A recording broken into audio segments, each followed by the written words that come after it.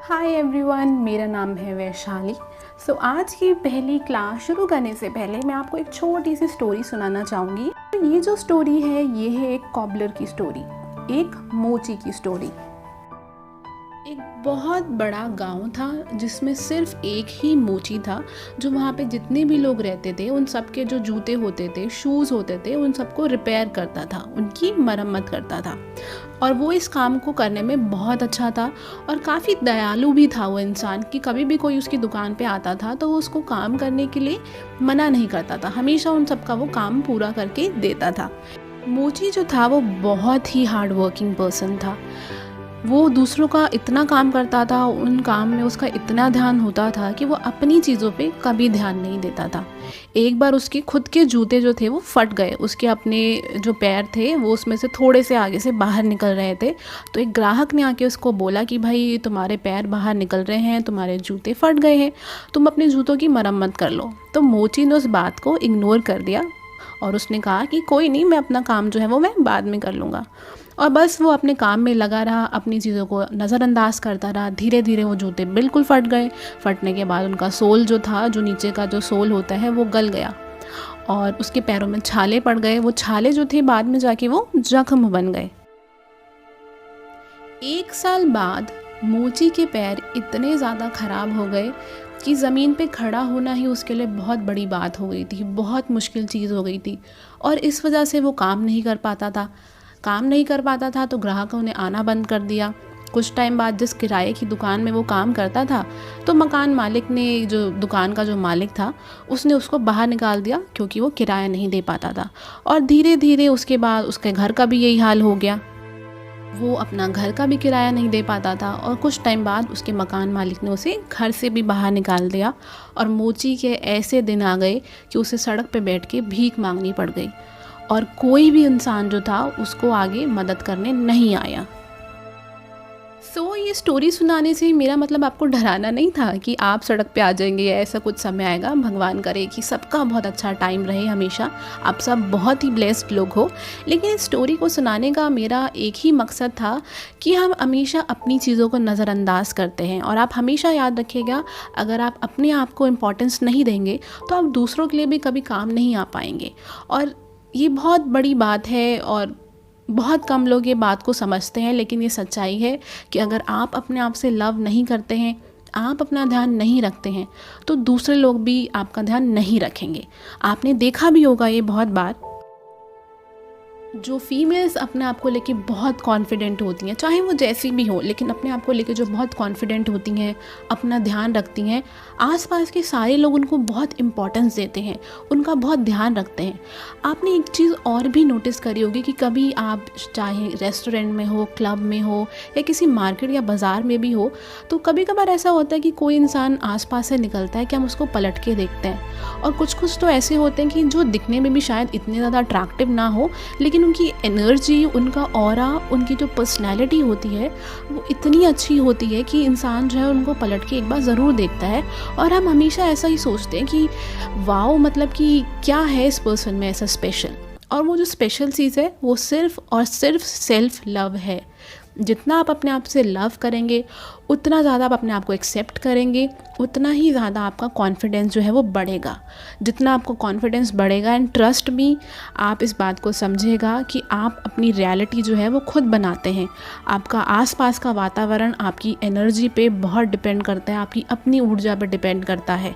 अगर आपका confidence low है तो सामने वाला पर्सन जो है वो झट समझ जाएगा कि आपका कॉन्फिडेंस जो है वो लो है, आपको अपने अंदर कोई कमी दिखती है या आप अपने आप से लव नहीं करते हैं। तो ये जो छोटी छोटी चीज़ें होती हैं, ये हमारी ज़िंदगी में बहुत बड़ी बड़ी परेशानियां जो है वो खड़ी कर देती है। तो अब समय आ गया है कि आप अपने जूते की मरम्मत खुद करें, अपना ध्यान जो है आप वो खुद रखना धीरे धीरे सीखें। ये एक दिन में तो नहीं हो पाएगा, लेकिन हाँ, धीरे धीरे जब आप इसको हैबिट में लेके आएंगे तो ये आपकी लाइफ का एक हिस्सा बन जाएगा और आप खुद अपने अंदर से इतना अच्छा महसूस करेंगे अपने लिए, इतना ज़्यादा कॉन्फिडेंस बिल्ड होगा। एंड ट्रस्ट मी, आपका चाहे करियर हो, चाहे रिलेशनशिप हो, चाहे कोई भी वर्क लाइफ हो आपकी, आप हर जगह वहाँ पे अच्छा परफॉर्म कर पाएंगे। आपको रिस्पेक्ट मिलेगी, आपको वो लव मिलेगा जो आप चाहते हैं।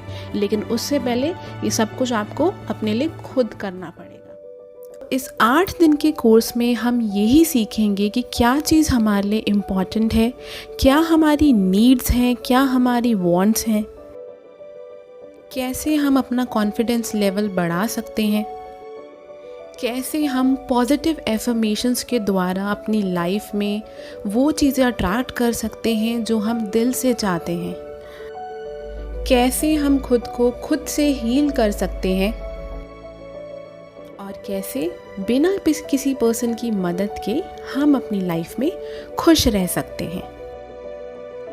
सो रिस्पॉन्सिबिलिटी को लेके मैं आप लोगों को एक वीडियो अभी दिखा चुकी हूँ, हम एक स्टोरी देख चुके हैं। सो रीज़न क्या होता है कि हम अपनी खुद की रिस्पॉन्सिबिलिटी नहीं उठाते, आत्म जिम्मेदारी जो है हम नहीं उठाते हैं वो। तो सबसे पहला जो रीज़न होता है वो है लैक ऑफ सेल्फ अवेयरनेस, मतलब कि हम अवेयर नहीं हैं अपने बारे में, हमें नहीं पता है कि हमारी क्या नीड्स है, क्या ज़रूरतें हैं हमारी, क्या हमारी वांट्स है, क्या हम चाहते हैं। दूसरा रीज़न होता है लो सेल्फ एस्टीम, अपने बारे में ये सोचना कि आप बहुत इम्पॉर्टेंट नहीं हो, हमेशा ये सोचना कि आप में कुछ ना कुछ कमी है, आप में कुछ ना कुछ खराबी है। थर्ड रीज़न होता है मिस्टेकन बिलीव्स। मिस्टेकन बिलीव्स क्या होती है कि जब हम छोटे होते हैं तो हमारे रिलीजन को लेके या हमारे पेरेंट्स ने या हमारी आसपास की सोसाइटी जो होती है वो हमेशा ये सिखाती है कि दूसरों की केयर करो, अपनी बाद में करना, पहले दूसरों की केयर करो, जो एक तरीके से बहुत ख़राब चीज़ नहीं है। लेकिन क्या होता था पुराने टाइम में, सेल्फ लव को सेल्फिश का जो है ना एक डेफिनेशन दे दिया जाता था, स्पेशली फीमेल्स को, औरतों को, कि अगर आप अपने लिए कुछ कर रहे हो तो आप सेल्फिश हो, तो आप हमेशा दूसरों के लिए करो। दूसरों के लिए करना ख़राब नहीं होता, बट इस लाइफ टाइम में आपको ये समझना पड़ेगा कि लाइफ में बैलेंस होना बहुत ज़रूरी है। अगर आप दूसरों के लिए जितना कर रहे हो उतना ही अपने लिए करो, बैलेंस होना बहुत इम्पॉर्टेंट है। और फ्रेंड्स लास्ट रीज़न ये है हैबिट्स। बचपन में जो हमारी आदतें बन जाती हैं, मतलब कि स्पेशली हमें घर में ये सिखाया जाता है कि रिलेशनशिप अच्छे बनाने के लिए चुप रहो, दूसरों का ज़्यादा ध्यान रखो, जो अच्छी बात है और मैं भी मानती हूँ कि अच्छी चीज़ें हम भी करते हैं, लेकिन इट डज़ंट मीन कि आप अपने लिए कुछ ना करें या अपनी रिस्पॉन्सिबिलिटी ना उठाएं। अगर आप बीमार हो गए तो आप दूसरों का भी ख्याल नहीं रख पाओगे। तो ये चीज़ समझना बहुत इम्पॉर्टेंट है, ज़रूरी है कि अपनी रिस्पॉन्सिबिलिटी आप खुद उठाएँ।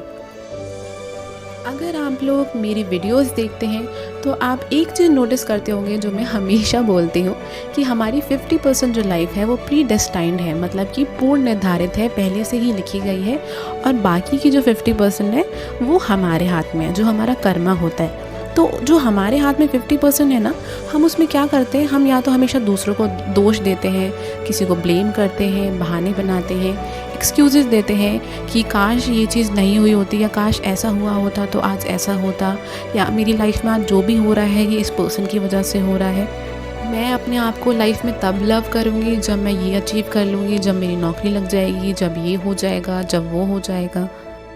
ये चीज़ें सिर्फ आप ही नहीं करते, ऑब्वियस ही बात है, ये मैंने भी बहुत बार करी है, और ये चीज़ों को ठीक करने में थोड़ा समय लगता है। जब हम हमेशा यही बोलते हैं कि लाइफ इतनी इजी नहीं है, हमारी लाइफ तो हमेशा ख़राब है, हमारी तो किस्मत ही ख़राब है और हमेशा उनकी गलती थी। सो हमारे पास बहुत सारे डेली लाइफ में एक्सक्यूज़ेस होते हैं अपनी रिस्पॉन्सिबिलिटी को ना उठाने के लिए। सो इन सब चीज़ों से बाहर आने की एक ही बेस्ट चीज़ है कि आप जहाँ पर अभी हैं आप पूरी तरीके से वहीं रहिए।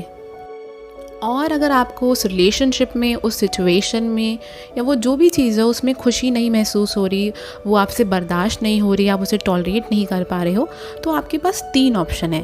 पहला ऑप्शन तो ये है कि आप उस सिचुएशन से बिल्कुल ही बाहर निकल जाओ। दूसरा ऑप्शन है कि या तो आप उसको चेंज करो। तीसरा है या तो आप उसको बिल्कुल ही एक्सेप्ट कर लो। लेकिन अगर इसके अलावा आप कोई चौथी चीज़ कर रहे हैं तो वो ठीक नहीं है, ना ही आपके लिए, ना ही आपके रिलेशनशिप के लिए, और ना ही आपसे जुड़े हुए लोगों के लिए।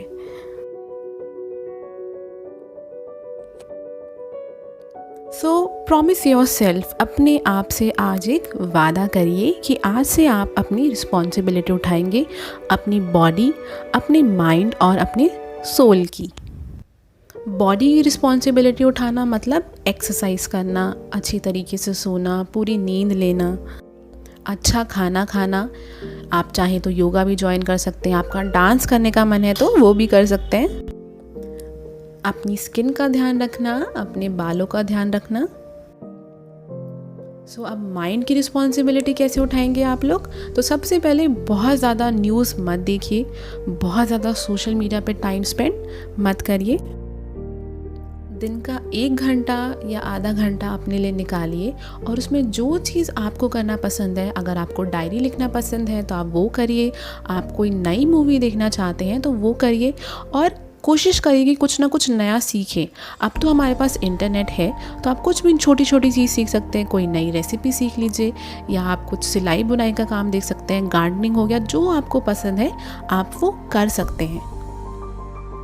इससे आपका जो माइंड है वो एक्टिव लेगा और डिसीजन मेकिंग में, मतलब कोई भी जब डिसीजन लेना होता है, फैसला लेना होता है, तो आपका जो माइंड है, वो ब्रेन जो है वो ज़्यादा अच्छी तरीके से काम कर पाएगा। अब आती है सोल की बारी, आपकी आत्मा की बारी। तो सबसे इम्पॉर्टेंट चीज़ है कि जो भी चीज़ें हमारे पास ऑलरेडी है उन सारी चीज़ों को लेके ग्रेटफुल रहना। मतलब हमारी लाइफ में हमारे पास जो भी छोटी छोटी चीज़ें हैं, हमारे पास खाने के लिए खाना है, घर की छत है हमारे पास, पहनने के लिए कपड़े हैं, उन सारी चीज़ों के लिए आभारी होना। मेडिटेशन करना, नेचर में टाइम स्पेंड करना, अपनी भावनाओं, अपने इमोशंस को इम्पोर्टेंस देना, मेडिटेशन करके खुद की हीलिंग करना, दिल में किसी और बात को लेके या किसी और पर्सन को लेके कोई बोझ ना रखना। ये जितनी भी चीज़ें हैं ये बहुत हेल्प करेगी आपको अपने आप से कनेक्टेड फील करने में। और ये सारी चीज़ें अगर आप करते हो तो मतलब आप अपनी खुद की रिस्पॉन्सिबिलिटी उठा रहे हो।